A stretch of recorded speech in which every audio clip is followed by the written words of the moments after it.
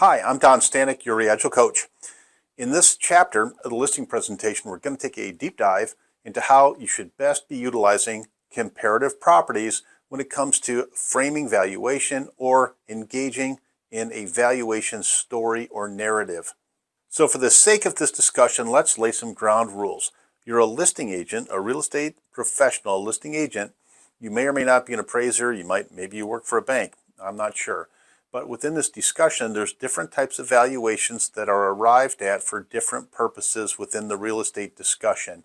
You're a listing agent, which means your job is to maximize the value of this piece of real estate and get as many people interested in it and drive market value up as high as you possibly can. Now, I said market value. It said market value. And as a real estate listing agent, you need to have an expertise in understanding what a market value is. Now, we're also going to talk a little bit about what the appraised value is and what a bank would like to see. This is important because as you start framing out this topic for your seller has to understand that value doesn't mean value to everybody, and value doesn't mean the same thing to every type of real estate professional. You might find yourself in a position where you're able to get a lot of people interested in a property in a short period of time, and it drives that valuation up, and there's a bidding war, there's a contract that gets signed, and all of a sudden, well, there's a subject to financing clause, and now the house doesn't appraise because the appraised value was not the same as the market value in a free market enterprise. The bank doesn't necessarily want to take a risk on this inflated valuation because they don't think that it's sustainable or real. As an appraiser is going to look at these comps in a very different way than you or a bank. An appraiser or a bank is going to basically take a half-mile radius around your subject property, and they're going to look at closed sales for the last 6 months. And that's their perfect scenario. They don't want to consider anything that's older than that because that doesn't truly reflect where the market is right now.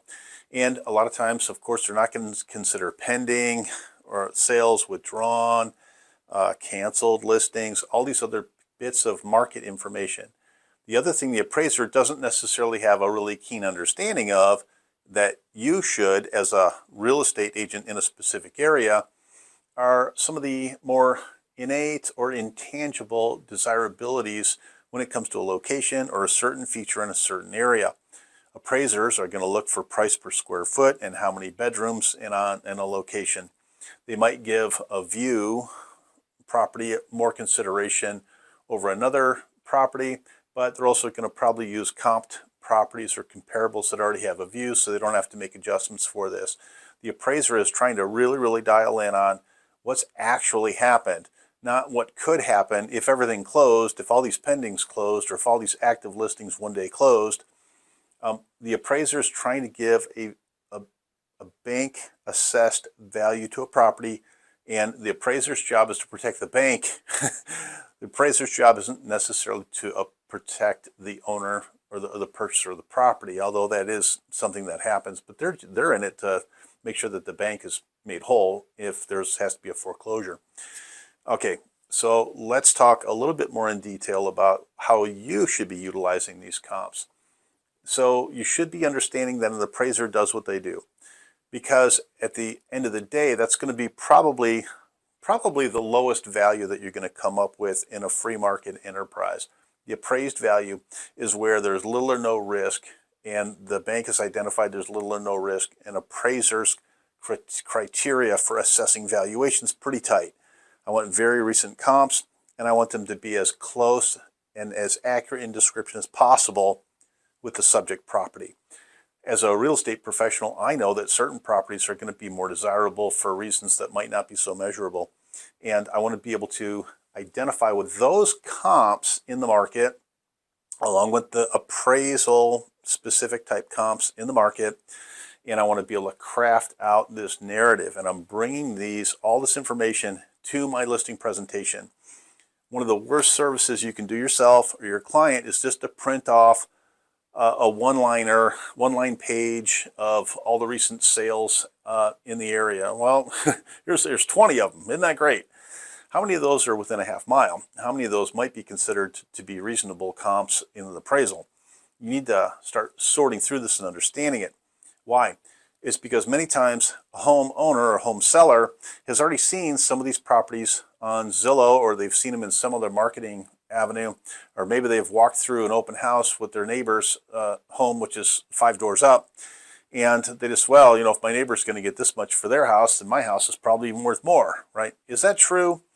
Not necessarily. In fact, it probably isn't true.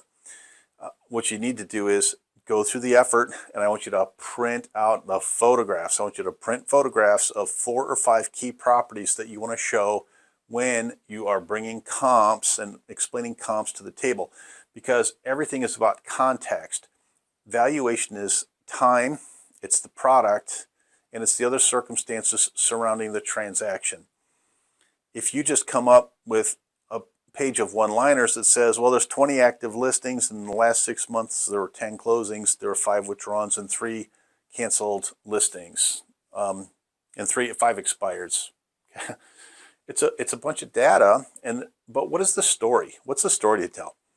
As you're going through comps and as you're identifying comps, you need to start asking yourself, how does this fit into my pricing story and my pricing narrative? The reason I want you to not just print the one-liner, I want you to print the map. I also want you to print a lot of individual photographs for these individual properties. I want you to start going into the compare and contrast methodology with your seller.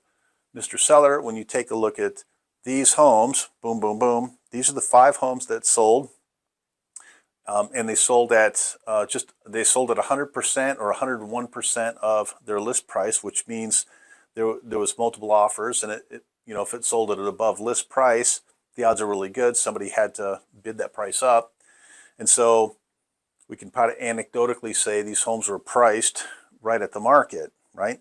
Now, let's take a look at some of the photographs with these homes, and let's do a simple comparison. You know, well, you know, which kitchen do you think is more desirable? Well, gosh, these 2 side-by-side pictures, this one's definitely better. Well, it's funny you should mention that, because that property was only on the market for 20 days. It was only active listing for 20 days, and it went pending just like that. Now, you're going to do the same thing. You also print out some photographs, some homes that didn't sell. Which ones were withdrawn? Which ones were canceled? In any number of reasons, it just wasn't a successful sale. Let's compare and contrast the photography and the price and what happened. Compare, contrast, compare, contrast. Because eventually, this person is going to get a more detailed education on what it's going to take in order to get their house to compete with these other photographs. And you're going to use that terminology. So Jim, as we take a look at these 2 homes that sold in your neighborhood, and this one sold 6 months ago, and this one sold just 30 days ago. If you take a look at these 2 pictures, you know, what are your impressions? What are your thoughts? Put your buyer's hat on, because that's who we need to attract. So put your buyer's hat on. Which one of these properties do you think would be more interesting for you to take a look at? Oh, definitely this one. Well, why is that? Well, gosh, the kitchen looks fabulous, and the photography is really excellent. I mean, that's a beautiful picture. It's a compelling picture. Okay, great. So if we take this picture and we kind of match it up against your kitchen, let's just take a picture of your kitchen with my smartphone and say, okay, all right, is it superior or inferior? And so this isn't about taking their property and throwing it under the bus. This is how an appraiser is going to take a look at certain things. They're going to say, is this average? Is this an above average improvement? Is this inferior? Does it have deferred maintenance? If it has deferred maintenance, if this is the kitchen that you think is beautiful, well, that kitchen's got brand new cabinets, and it's got these Thermador appliances, and it is beautiful. It's got incredible hardwood flooring.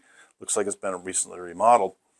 And if we take this and compare it to your property, well, your kitchen, you know, probably needs maybe a little bit of sprucing up.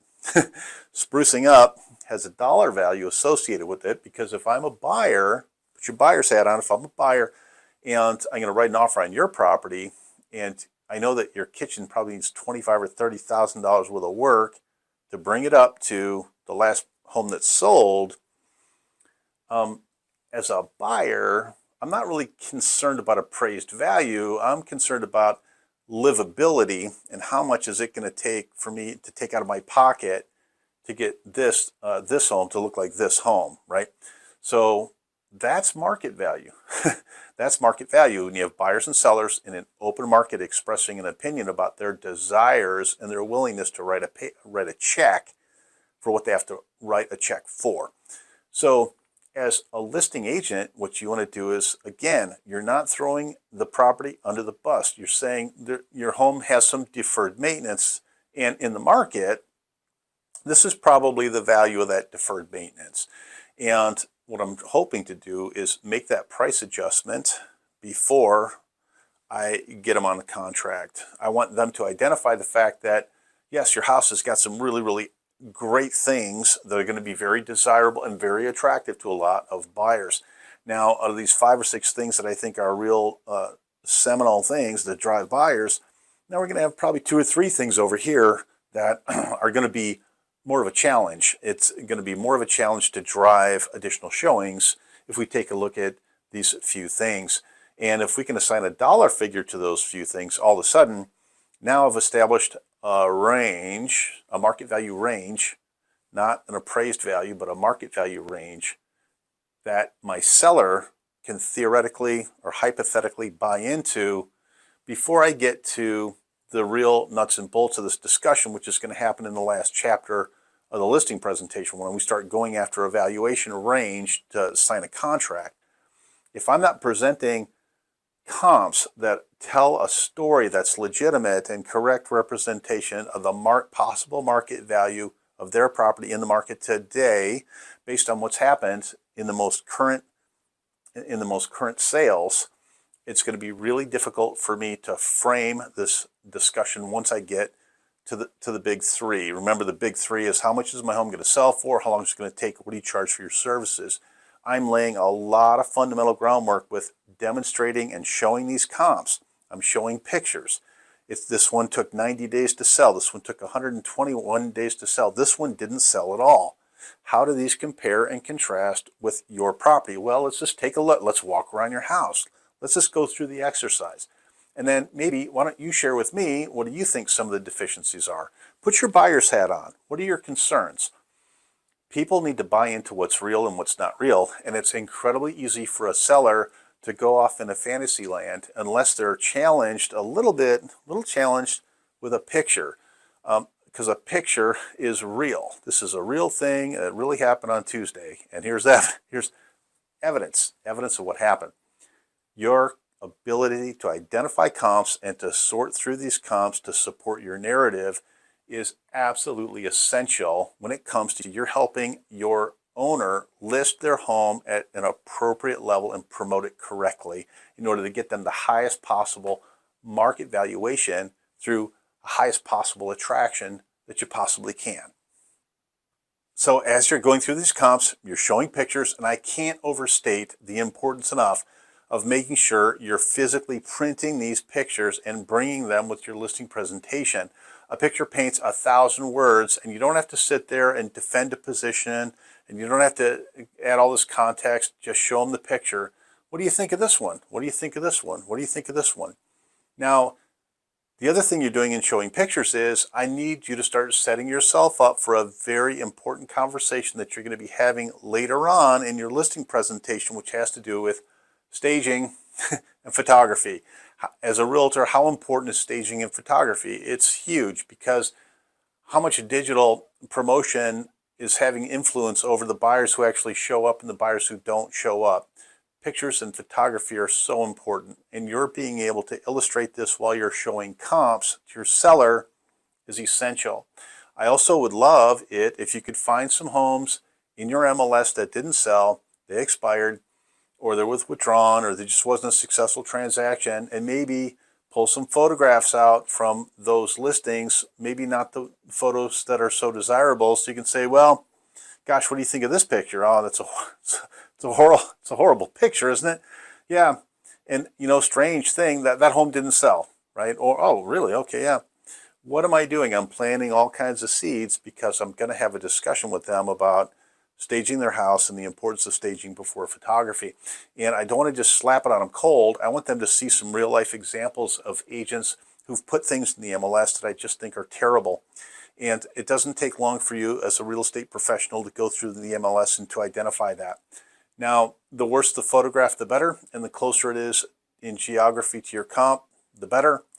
And another thing that it does, sometimes it helps eliminate the competition, because you can say, gosh, I don't know who that agent was, but they certainly didn't do their client any favors by taking a picture with their phone, having bad lighting, the toilet seats up, yeesh.